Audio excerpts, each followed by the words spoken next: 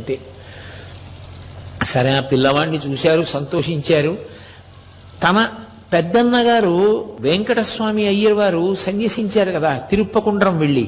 అందుకని ఆ అన్నగారి పేరు ఉంచుకుందామని తమకి అత్యంత ప్రీతిపాత్రమైన దైవం వెంకటేశ్వర స్వామి, ఆ వెంకటేశ్వర స్వామి వారి పేరు ఉంచుకోవాలనేటటువంటి ప్రయత్నంలో ఆ పిల్లవాడికి వెంకటేశ్వర అని పేరు ఉంచారు.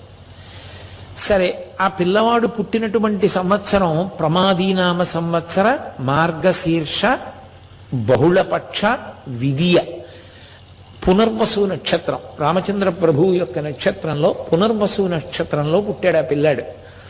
సరే, చాలా సంతోషించారు. ఆ తర్వాత మళ్ళీ ఇంకో కొడుకు పుట్టాడు. ఆ పిల్లవాడికి మొట్టమొదటి కొడుక్కి నాగస్వామి అని పెట్టారు, రెండో వాడికి వెంకటేశ్వరుడు, మూడవ వాడికి నాగసుందర స్వామి అని పెట్టారు.